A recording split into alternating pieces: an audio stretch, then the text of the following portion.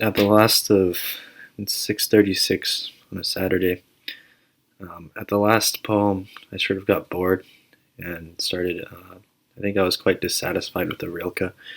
That's okay. I'm going to look at Isaiah 35 while still looking at Song of Songs. Isaiah 35 is the book of the prophets. Jesus quotes from this constantly. So the thing that we're reading right now is the thing that was read by Jesus when he was essentially discovering himself as the person who was being foretold by this book. You imagine sort of him as a child sitting at home, just reading this passage and then just continually finding himself within it. Isaiah 35. Oh, first I wanted to show you this. Here, this one is good. Thy lips, O my spouse, this Song of Songs, drop as the honeycomb. Honey and milk are under thy tongue, and the smell of thy garments is like the smell of Lebanon. This has really stayed with me for a while. I mean, honey and milk. I don't know if you've eaten fresh honeycomb before, but it's quite crispy. There's really nothing like fresh honeycomb. Honey and milk are under thy tongue. You might imagine that this is a good speaker. This person speaks with poetry. You might imagine that it's a game between lovers, and one of them has put honey and milk under the other's tongue. Honey and milk under thy tongue, and the smell of thy garments is like the smell of Lebanon. Surely, when you have someone you love, you've smelled their clothes before. It's kind of like the ending of American Beauty, where the wife comes in and finds her husband dead. She was going to kill him. But the first thing she does is she looks in the closet, she sees all his cloaks, and just sort of grasps them and smells them, and then feels great sorrow for having thought about killing him. The smell of thy garments is like a distant land, like the smell of Lebanon, a sweet place. All these place names are full of sweetness.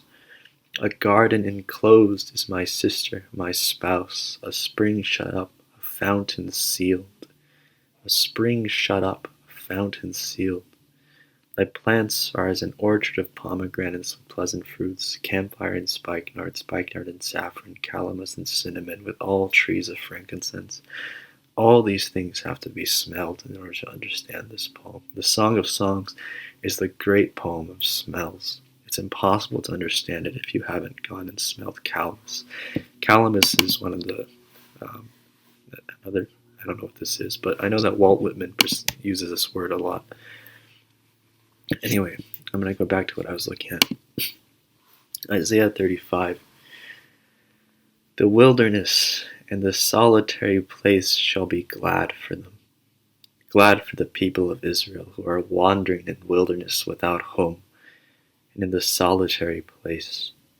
The wilderness and the solitary place. Who has not stood in the wilderness, the desert wilderness, where there's no water, and a solitary place shall be glad for them. And the desert shall rejoice. Oh, the desert shall rejoice. Everything will come to blossom like a field of flowers, and blossom as the rose. It shall blossom abundantly. Rejoice even with joy and singing. The glory of Lebanon shall be given unto it, the excellency of Carmel and Sharon. They shall see the glory of the Lord and the excellence of our God. Strengthen ye the weak hands and confirm the feeble knees. Say to them that are of a fearful heart, be strong, fear not. Behold, your God will come with vengeance. Even God with a recompense. He will repay those who have wronged you. He will repay all your suffering that was futile and useless. He will come and save you from the wilderness and the solitary place. Then the eyes of the blind shall be opened, and the ears of the deaf shall be unstopped. Then shall the lame man leap as an hart, or a doe or a deer, and the tongue of the dumb sing. For in the wilderness shall waters break out. Imagine Moses striking the stone in the desert and the waters coming out, and streams in the desert. And the parched ground shall become a pool, and the thirsty land springs of water. This another one for this line is, The desert mirage shall become a pool. What was a mirage for those who are thirsting and killing them with their thirst shall become a pool. A mirage shall become a pool, and the thirsty land springs of water. And the habitation of dragons, where each lay, shall be grass with reeds and rushes. What's going on? Am I even recording? I want to pause the recording, but don't know how. That's okay. And a highway shall be there, and a way, and it shall be called the way of holiness. Oh, the way of holiness. The unclean shall not pass over it, but it shall be for those, the wandering, the wayfaring then, the fools shall not err therein. The wandering, the fools shall not be there. No lion shall be there, nor any ravenous beast shall go up thereon. It shall not be found there, but the redeemed, the ones who were sold into slavery, the children of Israel who are lost from Israel. The redeemed shall walk there, and the ransomed of the Lord. When the great disaster happened and the children of Israel were taken away, he's dreaming of all the children that they've lost, all the people lost under the ruler of dictatorship. And the ransomed of the Lord shall return, and come to Zion with songs and everlasting joy upon their heads. Can you imagine that? So one day, everyone returning, all the people you've lost, all the friends who have been lost to various mental sicknesses, all the people, or you imagine even your parents when they die, they shall come to Zion with songs and everlasting joy upon their heads. And heaven is not a place, but heaven is this sort of sentiment, this longing that you fulfill within a sentence. They shall obtain joy and gladness, and sorrow and sighing shall flee away. And the ransomed of the Lord shall return, come to Zion, the holy place, with songs and everlasting joy upon their heads. Our friends will be restored to us. They shall obtain joy and gladness, and sorrow and sighing shall flee away. I wanted to show you a bad poem that I wrote, but it should be relevant here. Easy lessons. I think I have like 2 or 3 minutes. In springtime, the word springtime has colors, meaning that the synesthesia, when we look at the word springtime, you see green and pink within the word. During the springtime, my friend was transferred to a different school. Then bullies reigned on the playground, and I had no home. You can see the sort of theme is quite similar. The injustice. My home had been in him. Everywhere else, I was confused and afraid. My heart became full of stones. I was polite to everyone and stopped eating. I thought I had lost him forever. A year later, I found out that we had the same piano teacher. His mom was bringing him out while I was coming in. I said hello. He said hey. He left, and I started to play the piano.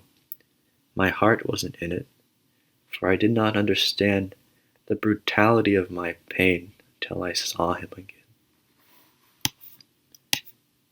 Turning my shoulder, I tried to prevent my sobs from ruining me. Had he suffered like this, too? Or had he left me like a small pet left in a distant pocket to wither the infinite time of loneliness? For time is so long when you are alone. The sky is a dome, you can't run away. At recess you sit like an ugly duckling. The butterflies fly in pairs, and the good swings need to be pushed by somebody, because the bad swings are just not that good. I wanted to tell him, why do you think I have been living all this time?